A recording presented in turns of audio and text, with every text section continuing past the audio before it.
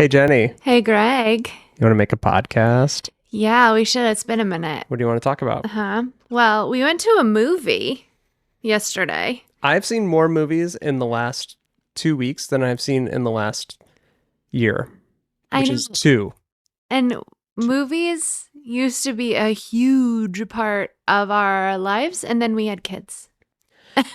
And that became more of a for fun thing. But yes, it's been very fun to ease back into the movies, and I love it. Everyone thinks that we're probably going to talk about Project Hail Mary, which is not what we're going to talk about.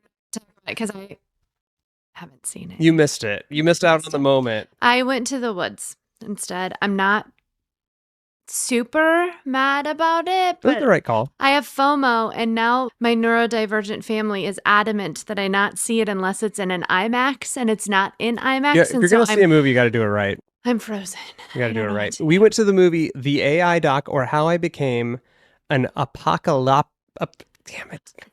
An Apocaloptimist. Apocaloptimist, which is it sounds like Snuffleupagus.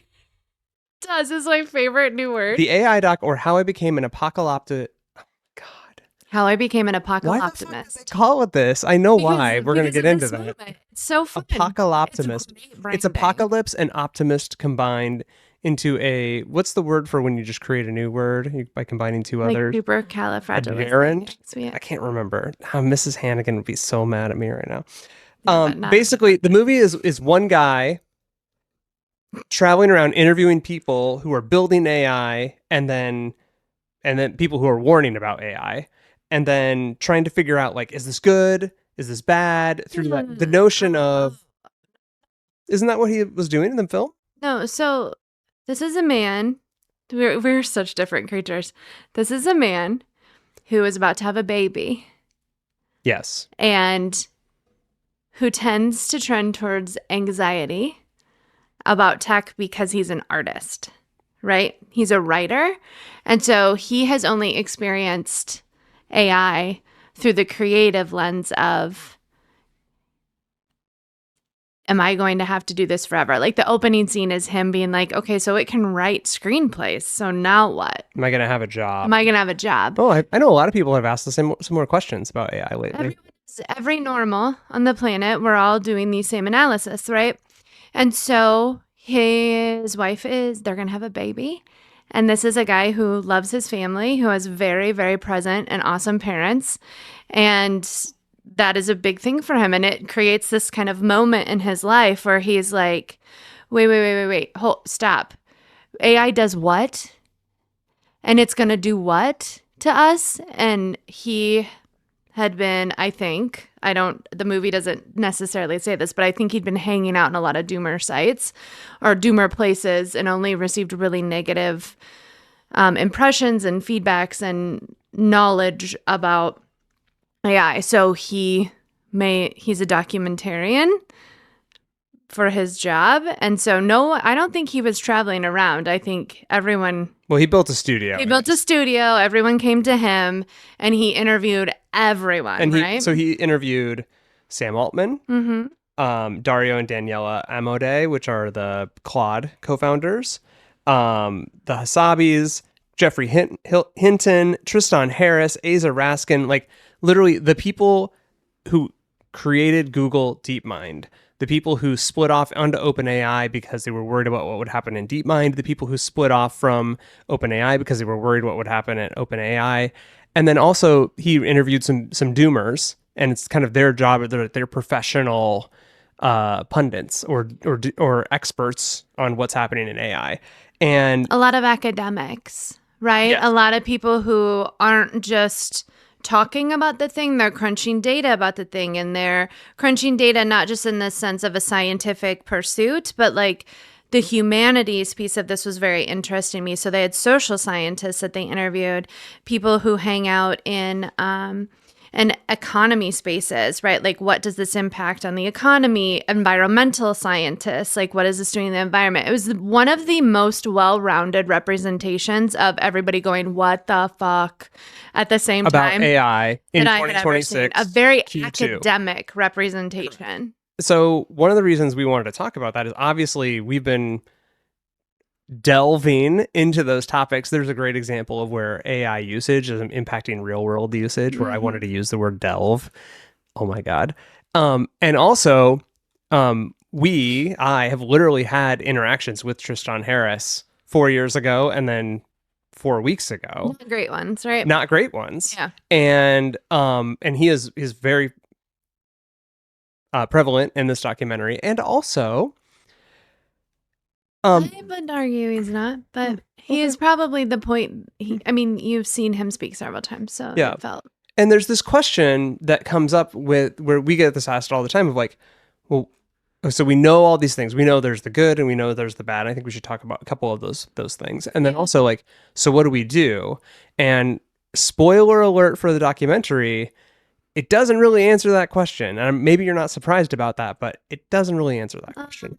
Disagree, but okay. Great. Groovy.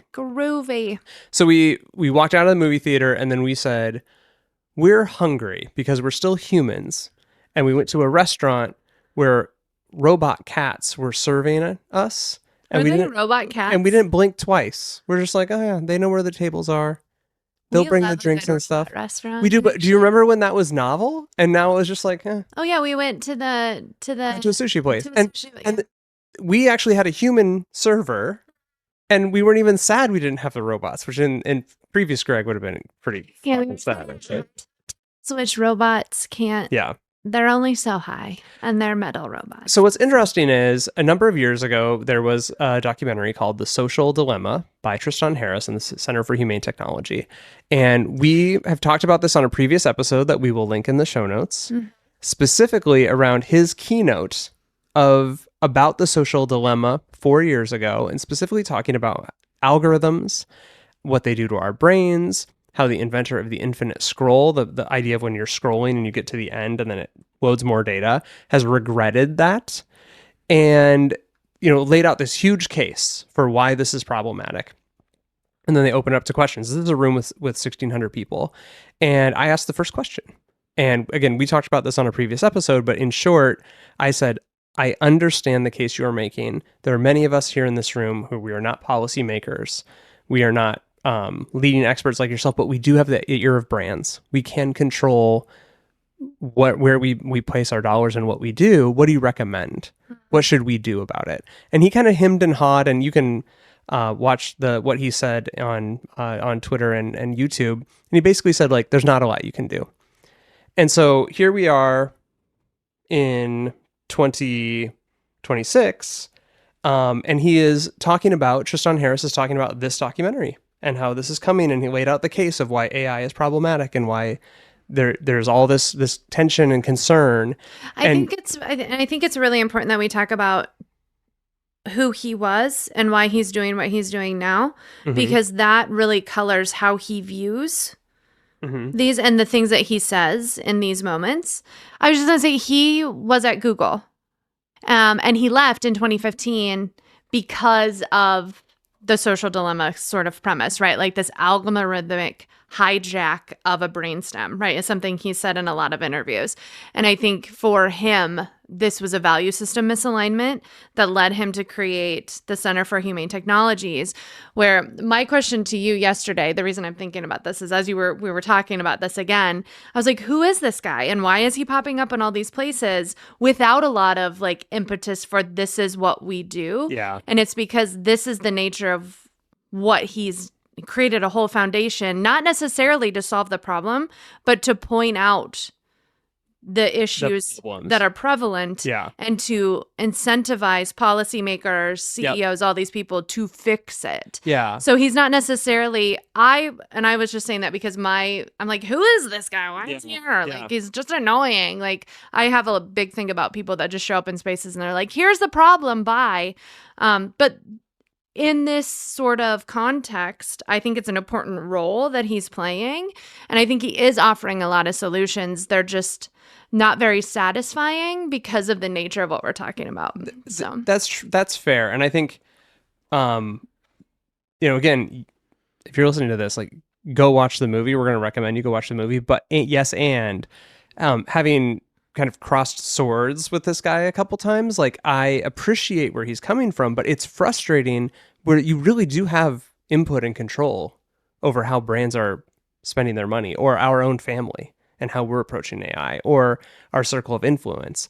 And to spend so much time focusing on things like undooming. And he literally was quoted in the documentary saying, they're saying, well, do you have kids? Would you recommend having kids? To all the doomer side of, they all said no, and they wouldn't have. And then Tristan volunteered and said, No, he said, I have friends who don't think that their kids will make it out of high school. They will be deceased because of AI. I think that is inflammatory and at best and dangerous at worst, to go to a place where this isn't going to stop. AI is not going away. And we do have an opportunity to push back in many places, but not everyone has actual power there, right? Yeah, it's an interesting conundrum, right? Like, and especially for someone who is in essence making money off of that position, right? So, for me personally, there's a value misalignment there that like is hard. And also I want people like him in those rooms, because I think that's true. And he has testified. I think the tension, and I think when you talk about the policy piece, right?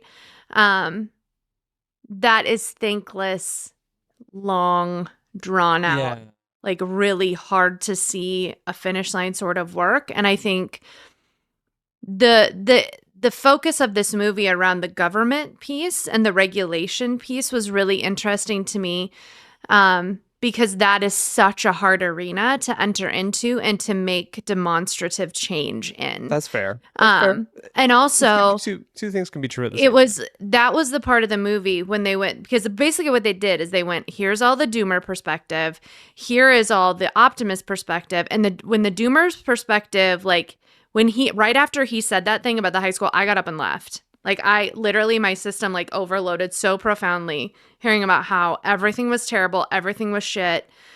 And like we started this podcast on the basis of combating that sort of like mentality and behavior. And it's literally, you guys, because I physically cannot sit in rooms and hear how terrible it is without any sort of like demonstrative idea about, okay, this is terrible. Okay, got it. Now what? Yeah, there's just kind of like an arms crossed of like, this is bad. Yeah. And then just sit with it. I just literally I literally cannot subsist in areas. I'm learning this in my life in real time. I cannot sit in a place and have everyone just orbit around the same idea again and again while we do the same things and we say how terrible everything is. And no, there's not one cog in that wheel that'll like pop out of alignment to like make even a small modicum of change. Yeah. Right.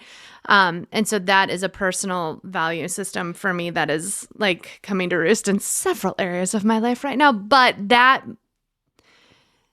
sort of institutional like dysfunction is very present in this whole problem. It is. So we're at South by Southwest in March, which is the world's largest innovation tech conference.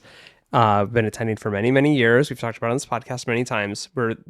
I'm there seeing Tristan Harris. Actually went a whole session ahead of time to sit in the room ahead of time just so I could see what he was going to say 4 years later. Yeah. And he gave a really good presentation about a lot of the things that you'll hear in the documentary about why these systems were built, how AI works, and then how, because it's so unchecked and uncontrolled, and because other countries are also accelerating, there's not an incentive to decelerate anything. And then a lot of dooming perspective. And I got up and asked the first question. And here's what I said. In 2022, you did a keynote on the social dilemma here on a huge stage. And you did a great job unpacking how the race for attention, the infinite scroll, and the platforms were incredibly impactful and unchecked. I asked you a question on stage of what we, the community of South by Southwest, who are not regulators or policymakers, but many of us do have a lot of powers in these tools for advertising and marketing and branding and business. Social wasn't going away back then, and we did need to use it for our jobs. And your answer was very smart, but that ultimately there isn't a lot we can do. And we continued spending a lot of money with Meta and Google and others. It's how we make money. So here we are 4 years later, and social media has continued more or less unchecked, unregulated, and making a big impact, good and bad. We saw it coming And then it came. Some brands boycotted spending on Facebook and Twitter, and it didn't matter. So I'd ask the same question here on AI. What can the people in this room actually tangibly do today? We who are using AI and know that AI isn't going away, but want to do the most good and the least bad while still helping to sell products and communicate messages for our brands and clients.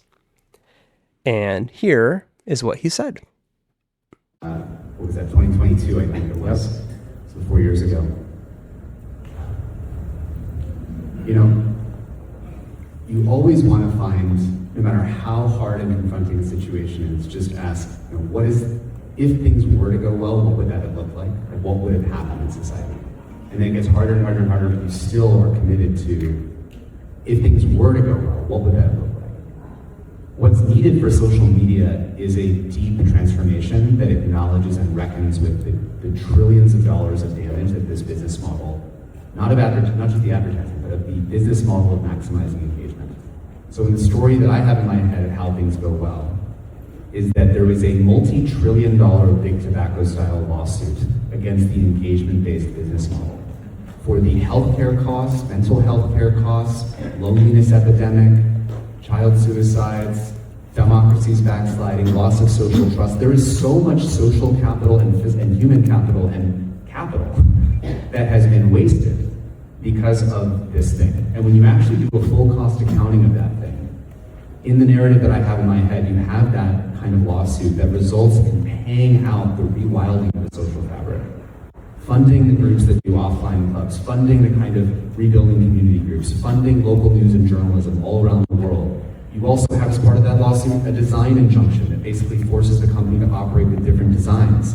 Imagine a world where news feeds are basically 30% about bringing people together in physical, in real-world communities. Imagine dating apps are forced to host physical events in every major city, in bars and rooms just like the ones you see at South by, where every week you have abundant places to gather with other people that everybody else matched with. So now the feeling of dating and scarcity goes from scarcity to abundance. Imagine there's a rule that made it so that Silicon Valley could only ship products that their own children use for 8 hours a day. That would clean up 90% of all the problems. And then, by the way, once they were shipping products that were good for children, then you go from hating big tech and all these social media where there's polarization to we love tech because it's actually about doing the thing that we all want, which is being in service of people. And you know, my nonprofit is called the Center for Humane Technology. It's not the Center Against Technology. Humane comes from my co-founder, Izzy Raskin's father, Jeff Raskin, who started the Macintosh project at Apple. And we all deeply believe that technology can be humane. So maybe just to wrap up, because you're asking at the very least, what can the South by brand marketers do? The answer is I don't know, except to maximally use your position of leverage to communicate what you just heard in this room to be visible and clear to as many people as possible. And then clarify that the current path does not lead to a pro-human future, it leads to an anti-human and disempowering future for humans. In the end, that is not in the interest of businesses either, because when people don't have money to pay for the products, they won't be viable in the future either. So this is kind of a use it or lose it moment, both with our political voice and with our brand voice and with our marketing voice and with all those marketing dollars. So please, be an organizer and get your whole community to fight for that too. All right, what'd you think of that?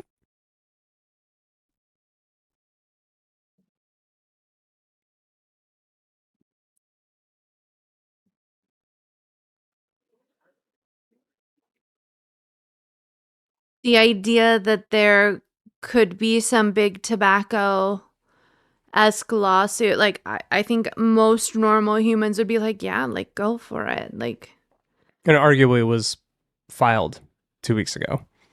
Something like that.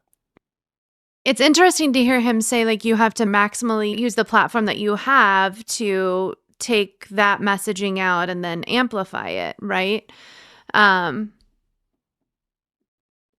Which was the message of the movie we just watched, right? But they didn't position him. I wonder how he feels about the edit of that film, because they did not position him as someone communicating that message. They positioned him as someone who was anti-technology. It came off very anti-tech, and Right. I appreciate him saying that he's not anti-tech. There is a binary argument that is constructed in this discussion where you're either for tech or you're for humans, right? And I think he probably participates in that narrative a little bit. It's one that I vehemently like. Yeah. I hate that It's really discussion. It's complicated. really reductionistic. Do you- And yeah. I heard him say at least once, imagine that this happens. Imagine that this happens. Yeah, I'm a little taken aback, just to be honest, because like I don't know anything about him besides like the negative things that you've said about him and then watching him in that movie, which was a very negative framing. Mm-hmm. And so when I went to do the thing that I do where I'm like, well, I can't believe anything Greg Swan says. And so I went and you know, did a little bit of research on him. I think when you're passionate about something, you can become a tad reductionistic, right? I think that is a proclivity we all have.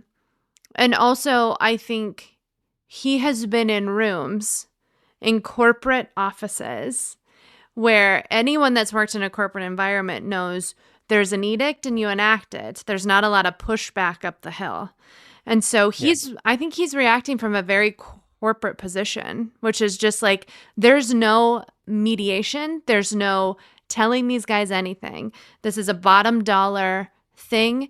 A full cost accounting is a very interesting term as an accountant that like I get really irritated about. Like full cost accounting just means you want to bring in things that don't align to a strict dollar sense and then you want to moralize that and then you call it full cost accounting. Like you guys, come on. But anyway, there's some truth in, I mean, with what Scott Galloway is doing with the resist and unsubscribe movement of hitting companies in the dollars, and where the power lies right now, because all of the structure that the SEC has set up around boards and all of these things, like now we have a phrase like we talk about it a lot in Minneapolis, right? We talk about like the rebel board members of Target all the time, and they're like, oh, they're gonna make them do, and I'm like, this framing is so interesting to me because they're rebelling against the corporate line. And so now they're the rebel alliance of the stockholder. Like what? Well, and there's this lawsuit that was the verdict that came out on March 26th. So that's just a week ago, where jurors found that Meta and Google intentionally built addictive social media platforms that harmed a 20-year-old's mental health, and they were awarded $6 million in damages. And this is something Taylor Lorenz has been talking a lot about, of like this like slippery slope of like headed towards the big tobacco style thing that he's talking about. Yeah. What's challenging for me is his whole like, and again, Tristan, if you're listening, we would love to continue talking. Like we're not anti Tristan. It's more like this exchange of ideas and how we like hone messages here. And like, when he says, like, imagine the founders of these companies require their kids to use something for 8 hours a day before they release it. That's not helpful. Like, what the fuck am I supposed to do with that? That's not going to happen. I think that this conversation gets reductionistic too. And that was kind of something I was toying around with yesterday. It's because you have to bring an idea and you have to know how to fix it and you know have to do all the things. And now you're the guy of the movement. Like, I think creating a Center for Humane Technology means that he can be an idea engine.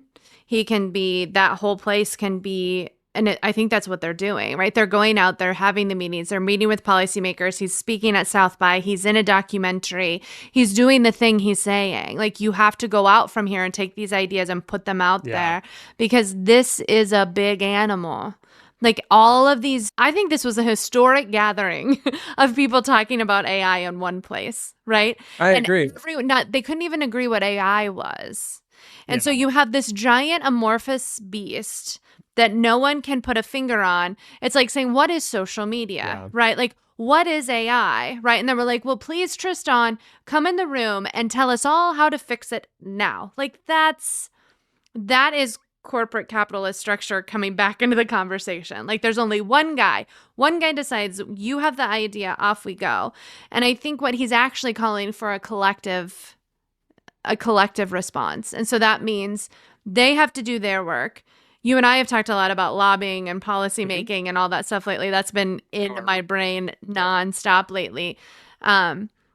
because I think it's a combination, and we're learning this through the current presidency, right? Like, for the first time in American history, we can see how the corporations interact with the government and how insidious that is now, and how insidious it's probably been. There's a lot of And then power. we just haven't, like, the veil has been lifted Yeah. there, right? Just because our current president is a little more like, bring me the brass ring and then I'll let you do what you want, right? There's an argument from a lot of people on the left even that's been going on a long time. Sure. Just not quite as overtly as it is now. But anyway, all of this to say, this is all interrelated in multiple streams, and it's not just a like, you walk into the White House and then it's done, right? We have 3 branches of government. They're supposed to be independent, and business And there's a lot of conflicting response to the stock market, like near-term priorities that are not the long-term priorities. And one of the doomer examples that like resonated with me was thinking about, so they talked a lot about these systems will be smarter than humans, which is already you're loving that. One of the folks, and I don't remember specifically which one, said that once these systems are up and running, it won't be that they would just want to like kill us or replace us, but it may be like how we view ants, where ants are everywhere and we try not to kill them if we don't have to. But then sometimes we need to put a road through somewhere, and if there's an anthill there, like, well, too bad for those ants. And I got to tell you, like, that metaphor is something I've thought a lot about in the last 24 hours. I could see a world where there are AGI, there's smarter intelligence than humans that is concerned about keeping us safe, but maybe that's not their first priority. And now here you go, the power of a film to create a metaphor and plant it as an idea.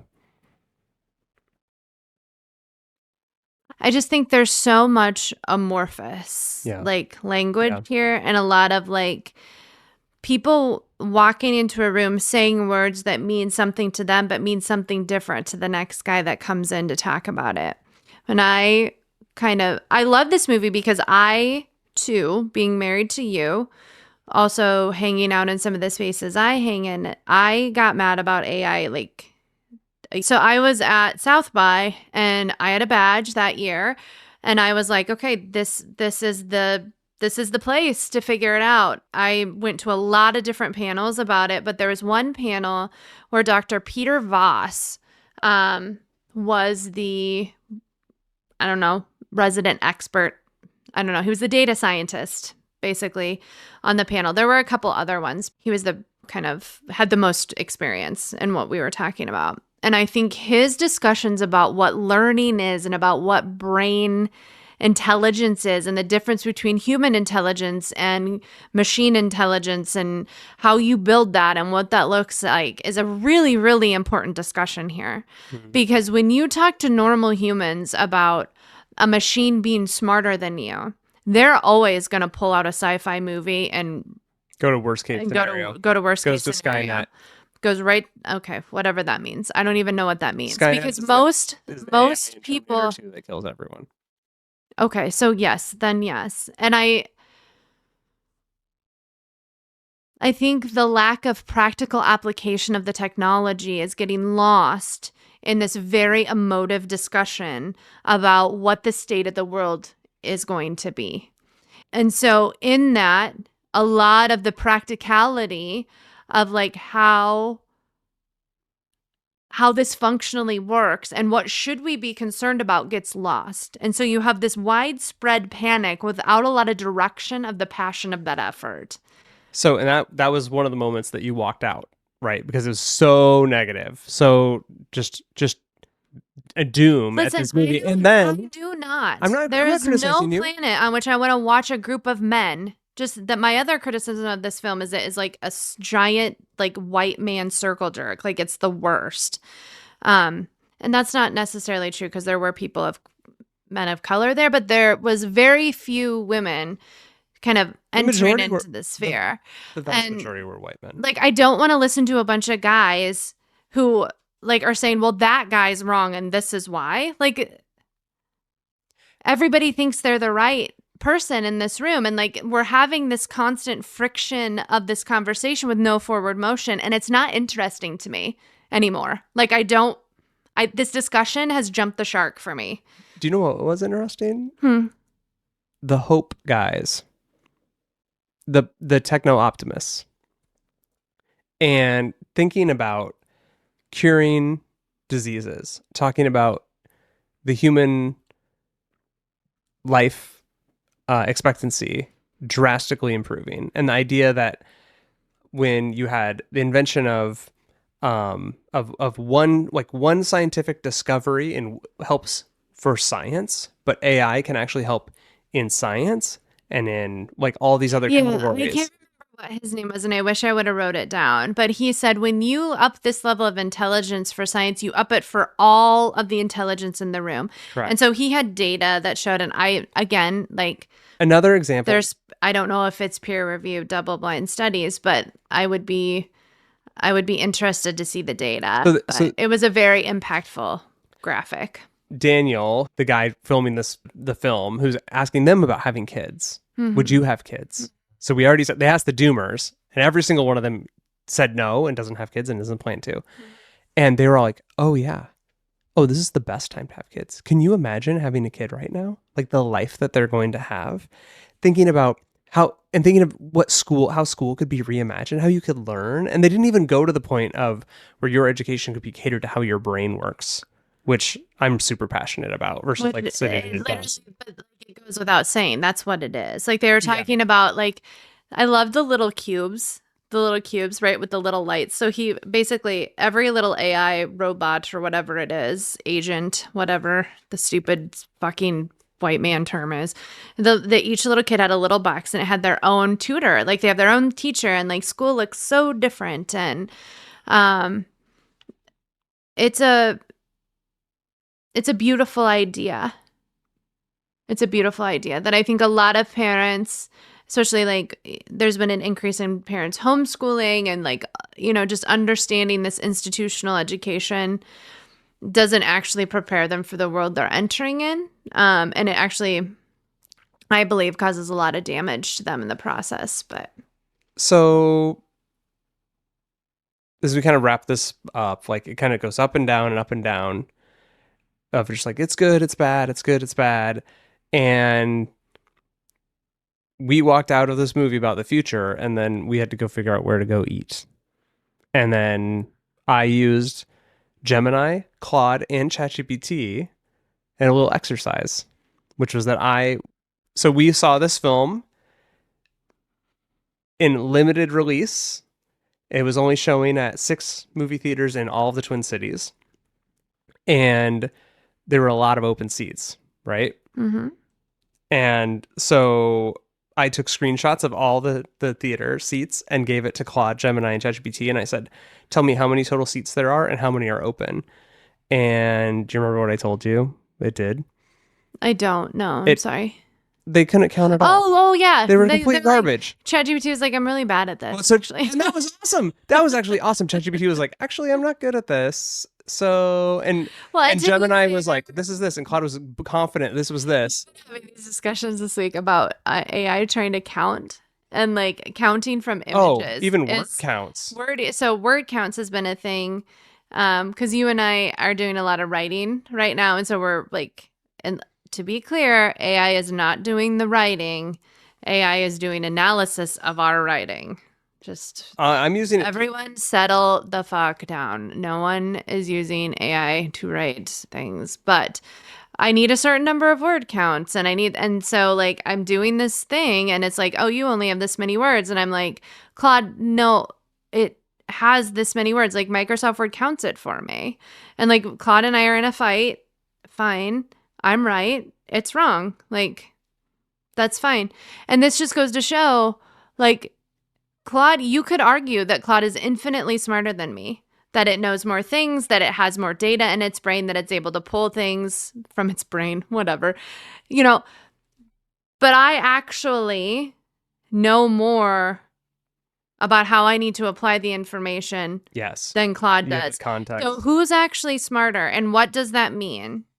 And what are we doing here? And I think what we're doing is struggling with these terms and what they actually mean. So what is smartness? Yeah. What does AI actually do? Yeah, that's good. Because like what he said, I always tell, like, you've heard me scream it on this podcast a million times. AI is actually a linear regression analysis machine. So it literally is going to start with all the data that it has. It's going to take the thing that you give it, and then it's going to find the best answer as quickly as possible. And it's going to tell you what it thinks the correct answer is. But again, this is just a black or white flippy floppy thing that's happening, right? Like this answer, oh, this, oh, this, oh, this. Now it's doing it at a rate that's like quantum computing level rates, right? Like and appears to be getting better at its misses in the last right year. Because the longer this technology exists, the better that the more fine-tuned that process is. Now that process, and what he called it in the movie, he's like, it's recognizing patterns and then going through the process of finding where the patterns are and finding the fastest way to the correct it was answer. very dumbed down. It was a Transformers. I say linear regression analysis and people's eyes glaze over, but like literally it's the same function, right? So if you go to follow Peter Voss on the internet, you will hear him talk all day. They're training models to have neuroplasticity. They're training them to be able to pull this data into they're basically starting toddler level brain capacity, and they're training these things. But we're nowhere near a spot where any AI sentience or Turing effect or any of the Turing test, whatever, any of this stuff is actually happening. And so this conversation for normals becomes this sensationalized version. And the reason I am so mad about this, and this movie proved the point for me, it's just like everyone's talking about somewhere we're not. And that's important. That is really important. We need to talk about where we're going, and we need policy in place. And I agree with Tristan. Like, I would love for there to be some sort of like in England, right? For every political thing, you have to show 3 minutes of the other. And there's all these rules. Like, I would love for America to apply a bunch of those standards here. But the reality is, in this moment, you have a public who's terrified of a technology and is screaming an outcry. And I think what's happening in America specifically is there's a lot of things going on right now that people don't want. And so you have a hopeless public. Well, and yeah, the exercise that Tristan said, just imagine. And it's like, cool, well, you're off imagining these things. There's people that are being affected. The social scientist in this movie that said the building of this tech is always done by humans, and the tech always disenfranchises the humans that create the tech, was something I will never forget. And it's absolutely true. And you can go back to the pyramids and see it, and you can see it now. And so we haven't learned this lesson yet. And so in that vein, like what Tristan is doing is supremely important. And those conversations do need to happen. But we need a stopgap between Tristan and my kid sitting in front of ChatGPT. That's perfect. So 302 total seats in the Twin Cities on Saturday. 20 seats were sold, which is 6%, which leaves 94% of seats open. Now, is that number correct? I don't fucking know, because I asked 3 LLMs to count them, and then I picked the number that looked the most right. If you counted them, you also could have miscounted it. Don't ask me to count something. I would have got bored in the middle and looked at my phone. But like the reality of this moment, the reality of where we're at with this technology and what it needs to do and what it can do, and like we need the Tristans of the world to go out and do their thing. So go get them, buddy. But I think what we really need to do is like get a direction to point all of this angst and rage. And I think on the ground, right? Like the first step in that process is actually imagination. It is actually saying, I do not want my children to have access to this. I want there to be some sort of like program or stopgap. And Sam Altman said there is. Sam Altman in that interview said, oh, there's a protocol for when this goes bad. He has the red button. He has the No, they were talking about a red phone. I know, but he said there's no red phone. But he was like, there are protocols. Like, we do have it. And so we need to kind of take the power out of this conversation. Where I thought you were going was like, we need the doomers and the techno-optimists out there.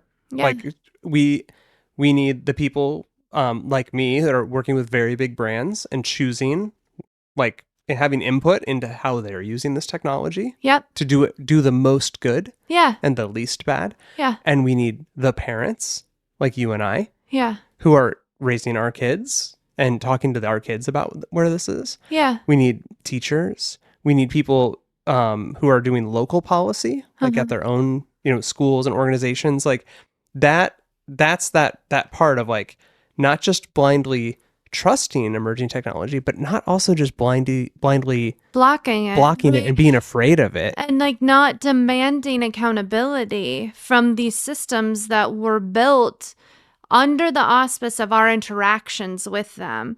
So like the school board isn't just going to do the right thing. And that's not because the school board is necessarily built with a whole bunch of people who don't want to do the right thing. It's literally because these systems are built in a way that we have to interact with them. And we have to be willing to take a risk to interact with those systems, even if our voice is in the minority, not in the majority. And so we have to keep climbing up this hill of like this understanding that the world is not built for me just to walk around and be the way I want it. The world is built for me to interact with my environment and the systems around me in such a way that I co-build my reality with the structures of power and who I hang out with. Those are big words and big sentences for disenfranchised populations. And I just want to say that distinctly, like that is a unmanageable, huge, stupid ass ask. And so those of us that have more privilege or more time or more capacity need to step into those holes and make sure that we're looking all around us, not just in front of us, about what needs to be done. And this is a collective moment. And I think that was the kind of the landing spot of this film was just like, I'm an apocalyptimist. This could happen and this could happen. And the way you get from there to there, it's a pendulum that swings back and forth. Yeah. And so we have to like put enough in between these two things so the pendulum stops swinging and we like move and course correct as we go. Right? Perfectly said. I think that the general public is tired. I think they're exhausted. I think social media, its branding is that it was a very terrible social experiment and that it hasn't been a greater good. It hasn't been a net positive. And I think you and I disagree with that, but it's not our job to tell people what the right thing to do is. Our job is to listen and to know this is the feeling and how do you shift it? Because the reality of these systems is they're not our systems or your systems or the corporation systems. They actually are bigger.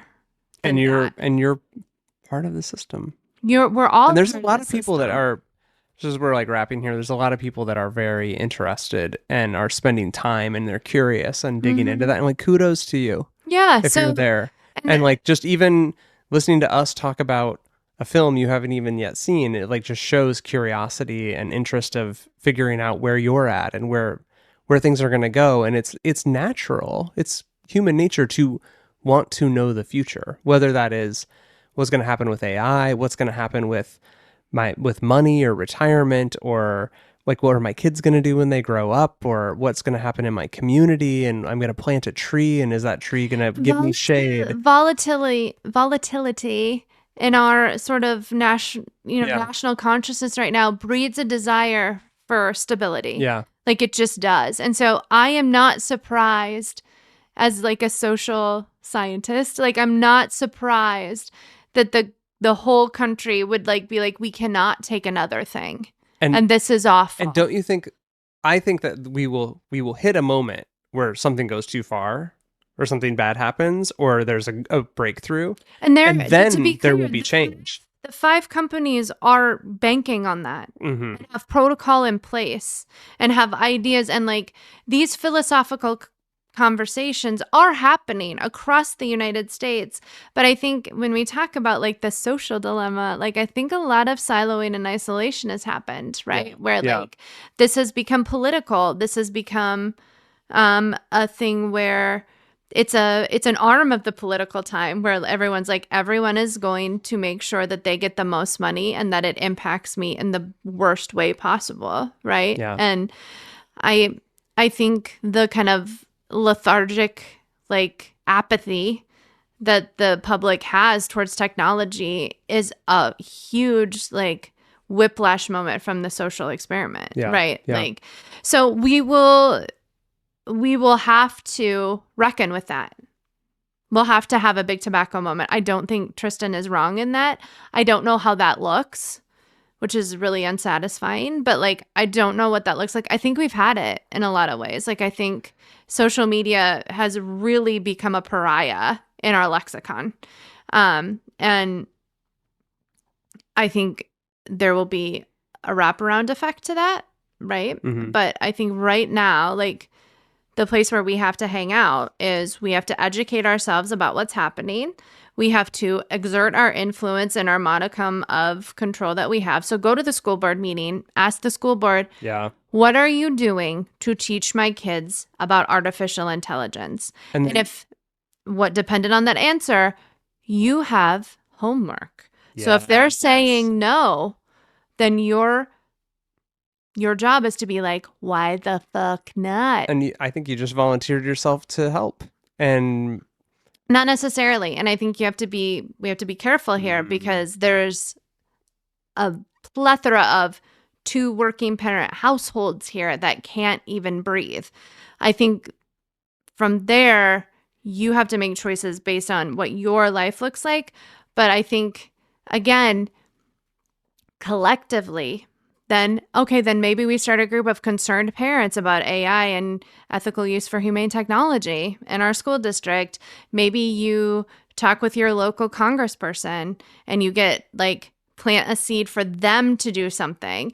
Maybe you, you're like, okay, well, if my kid's not going to have a job because of this, they need to know how to use it clearly. So maybe you and your kid sit down one night a week and you're like, we're gonna play with ChatGPT and see what we can build and what we can do and like how this can help us or how it hurts us or how can we be creative with this or like, there are a million ways to introduce this technology to your children and to your family that isn't inviting a robot who's going to kill you into your house. Yeah, don't have to go there necessarily. No. And I think that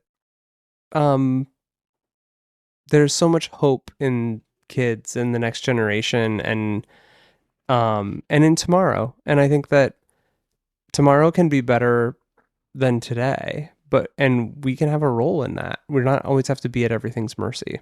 No, we don't have to be at the mercy of this. Yeah. And I think the other thing that we all have to remember is it's okay to not know. It's okay not to be a subject matter expert here. It's not okay to not be a subject matter expert and act like you are and then torpedo everything else. Just find the memes. You can just share the memes. That's what's really helpful. Memes.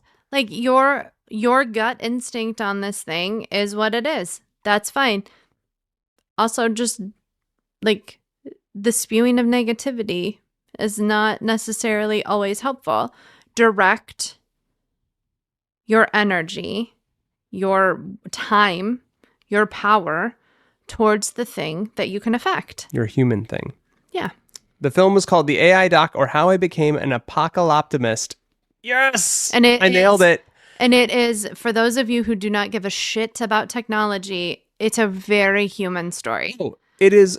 It's a story about a man who's having a baby and a lot of anxiety, and his family is all throughout it. It's a beautiful story, and it is so brilliantly shot. It's so, the art in it is amazing, and the humanity in it is amazing, and Greg, what did you say it reminded you of over and over again yesterday? This is the Bowling for Columbine of AI. Yeah. And so It was complicated, very, right? Because yeah. Bowling for Mike Myers is like his own thing, right? Yeah. But just so well told, on a journey of exploration, trying to affect change while you're doing it, and also you get to the end and you're like, well, school shootings are still going to happen, and I still feel bad about myself, and that there could be some opportunity here too. Yeah, this is an emotional experience. It change. is. So, and that's the humanity. And if you want to experience that, then you have to experience that. So we always end each episode talking about something we're into right now. And so I'm going to tell you what mine is while you panic and think about what yours is. So I did take the kids to go see Project Hail Mary, knowing that it would be one of the most important films of our generation, in part because I read the book a few years ago and loved it. I've thought about the book over and over again. Our friend Tess and I have DM'd multiple times just thinking about elements of this book just in culture as we thought about translation and the power of language. And actually, I wrote about this on my Substack this week, but using AI, using technology as a tool to have two different species be able to communicate with each other was so cool. And also, it didn't create an absence of conflict. It actually created more conflict because now they could better understand each other and then they could argue. But I love that so and so much. it's like when we use, I love using technology to communicate, like to connect people, right? Yeah. And also when you connect people, it's fucking complicated and hard. Yes, people are hard. So, one of the elements of the story involves like in the absence of language, like 3D printing a man-like object and then other things, which we won't spoiler alert this movie. And so the creators of the film have made downloadable versions of those on their website. And so I've been dusting off my 3D printer and like recalibrating it. And then the downloadable files aren't made right for my printer. So I was rebuilding them this morning while you were doing computer things. Yeah. And it's been very exciting to think about language and to be able, I'm going to print these artifacts and give them to the kids as they also kind of carry that forward with them.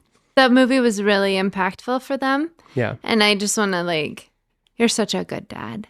It's just like you create these experiences for us as a family and you did it again with them. And I was away on a retreat with friends and I was sad. I told my friends we were walking to the sauna and I was like, my family's going to a movie and I really want to go. I want to go to the sauna. I know. But the grass is always greener. Let's do it right now. So I have had a big life upheaval over the last couple weeks. And I took a new job and then the new job didn't work out. And so I'm back at home just trying to finish up the last of the second bachelor's. Going to school full time. Going to school. I'm taking 18 credit hours. So I just all of a sudden was like, oh, I'm doing so many things, right? And I am recovering from burnout is what I'm doing right now. Some days better than others, but I digress. So my big thing that I am just so excited about was my ability to kind of foray back into reality TV. And we had a big Bravo universe explosion this week. Last week, I don't know, it feels like it's been forever now, where if anybody who watches reality TV knows on Summer House, the whole Sierra West Amanda controversy came out and it was like Scandival all over again. In the middle of that, we have the Mormon Housewives and the Bachelorette drama with Taylor. And previous versions of myself has been really embarrassed about my absolute love of really, really basic, trashy television. Been very embarrassed about that. And part of my burnout recovery is embracing that part of myself. And so I have been reading all the memes. I started Summer House from the jump, from when Stassi took the Vanderpump Girls there. We started season 1, episode 1, and I've been cruising through it. And it is just so ridiculous to me. And I think it's because I just didn't have that kind of experience in my life. I married my high school sweetheart and our friends are pretty lame compared to those guys. Not a lot of swingers in that group. No. people like sleeping around or like that wasn't Well, really. there was some of that. I mean, It yeah, felt but pretty it didn't dramatic at the impact. time. I mean, one time. It wasn't made It for was TV. one time. But anyway, I just am having the best time with it It's great. because it's old school TV to social to like a collective experience, right? And like Yeah. the memes about like, Bravo knew that we needed something to coalesce around right now. Like it's been very fun for me just to be a dumb girl on That's the awesome. internet. Awesome. So, Well, thank you so much for listening. Where can people find the Cave Project on the internet? So if you want to listen to this podcast or some of our previous podcasts, you can find us on Spotify and Apple Podcasts. If you're looking just to follow us on the internet, you can find us on Instagram. We're on Facebook. And we have a Substack. And you can also email us at emailthecaveproject@gmail.com, and we'll come chat with you or do events or whatever you want us to do. We're around. We're available. Perfect. We'd love to talk about these things in person. Sounds good. All right. See you on the internet. Bye.